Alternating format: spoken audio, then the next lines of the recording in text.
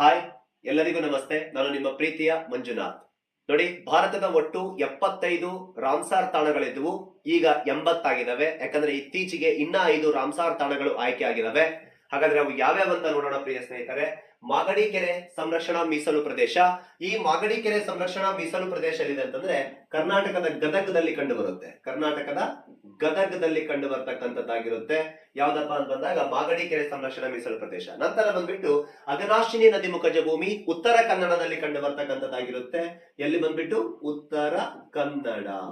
ಉತ್ತರ ಕನ್ನಡ ಅಘನಾಶಿನಿ ಎನ್ನುವಂತ ಒಂದು ನದಿ ಮುಖಜ ಭೂಮಿ. ಅಘನಾಶಿನಿ ನದಿ ಮುಖಜ ಭೂಮಿ ಆದ ನಂತರ ಕರ್ನಾಟಕದ ಇನ್ನೊಂದು ಮೂರನೇ ಅಂತ ಬಂದಾಗ ಅಂಕಸಮುದ್ರ ಪಕ್ಷಿಧಾಮ ಹಗರಿ ಬೊಮ್ಮನಹಳ್ಳಿಯಲ್ಲಿ ಕಂಡು ಬರ್ತಕ್ಕಂಥದ್ದಾಗಿರುತ್ತೆ. ಹಗರಿ ಬೊಮ್ಮನಹಳ್ಳಿ, HB ಹಳ್ಳಿ ಅಂತ ಕರಿತೀವಿ. ಹಗರಿ ಬೊಮ್ಮನಹಳ್ಳಿ, ಹಗರಿ ಬೊಮ್ಮನ ಹಳ್ಳಿ. ನಂತರ ತಮಿಳುನಾಡಿನಲ್ಲಿ